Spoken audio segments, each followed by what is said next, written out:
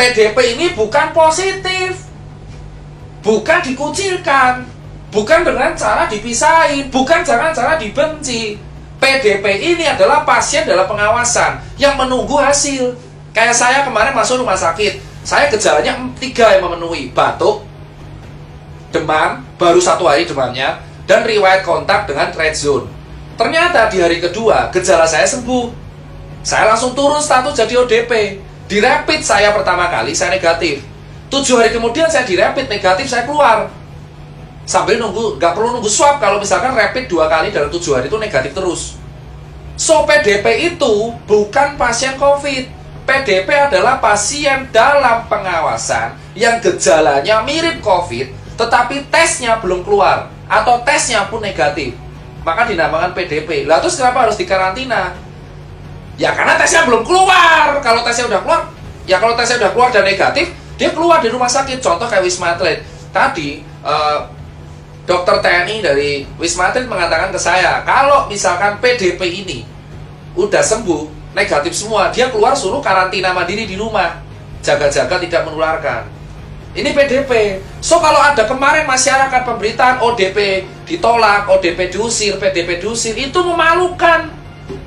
Itu memalukan. Itu bukan pasien positif. OTG pun dia positif tapi gak ada gejala.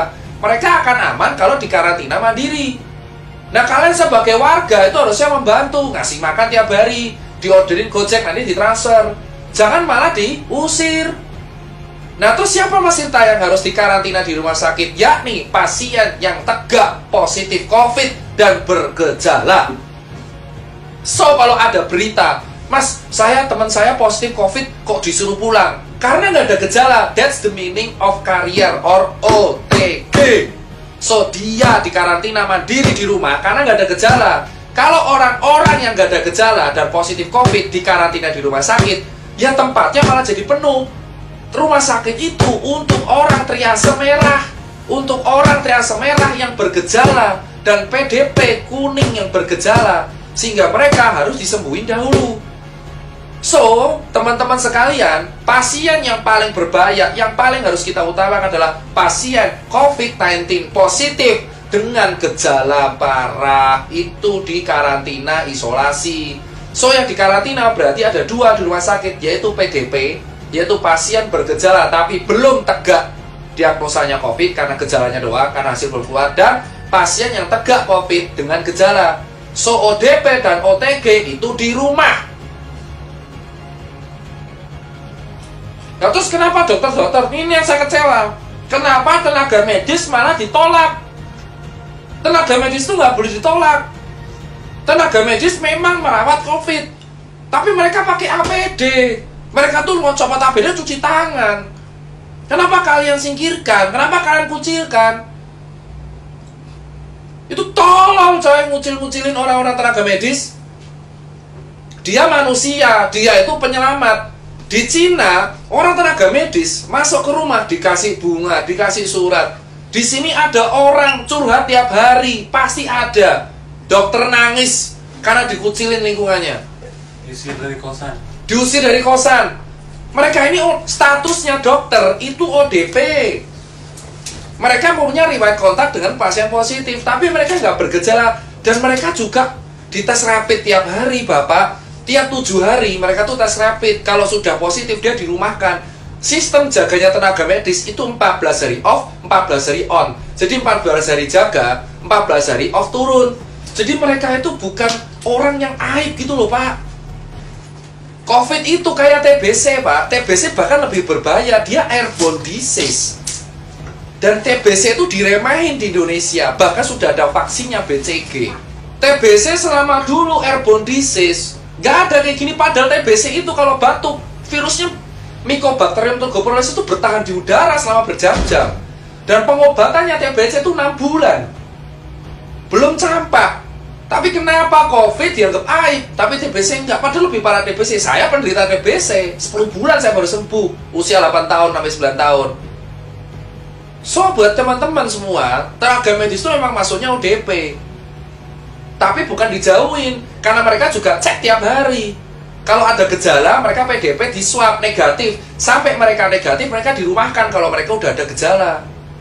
Dan mereka tuh dokter, mereka tahu, mereka nggak bisa nularin ke orang. Mereka harus jaga diri mereka sendiri. Bukan berarti ya, mereka tuh butuh support. Kita tuh butuh support.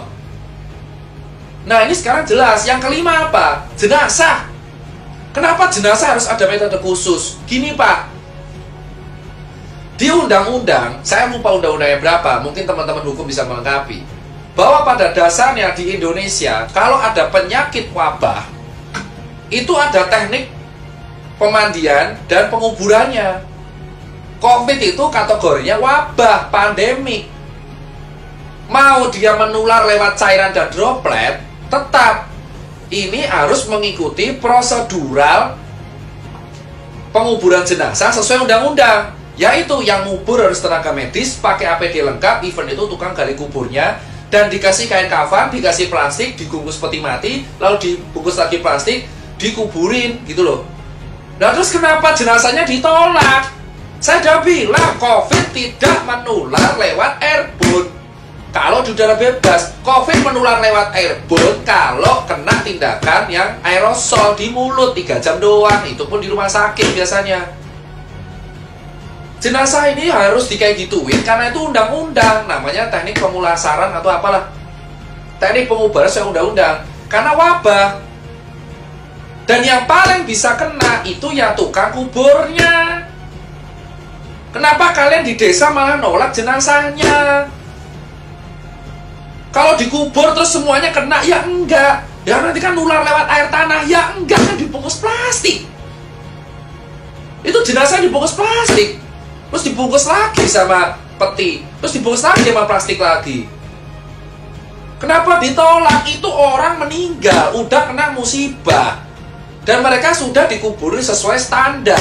Kantong jenazah juga dikasih kantong jenazah. Kok kalian takut banget sama orang yang udah meninggal? Harusnya didoakan, jangan ditolak. Kemarin saya dapat video jenazah dilempar-lempar itu ambulan karena gak izin kampung. Terus ngapa? Wong udah dikuburin sama tenaga medis. Ini ya jenazah dibungkus plastik, kasih kantong jenazah, masukin peti, petinya bungkus plastik, yang ngubur tenaga medis pakai APD semua. Terus kenapa kalian takut? Itu nggak nular lewat airborne. Yang bisa nular itu adalah dropletnya. Berarti kalau jenazah bisa nular, ya siapa tahu dropletnya keluar dari mulut, bisa jadi toh. Terus kita megang jenazahnya, makanya dibungkus mati-matian karena itu sesuai UU. Penyakit apapun yang dikategorikan WHO wabah, itu harus penguburannya khusus. Mau dia penularannya droplet, cairan, airborne, kalau udah wabah pandemik, penguburannya khusus. Kalau nggak khusus, itu melanggar undang-undang. Jadi kalian nggak perlu takut sama orang mati. Mereka itu udah kena musibah, takdir. Itu aja edukasi dari saya bagian 1.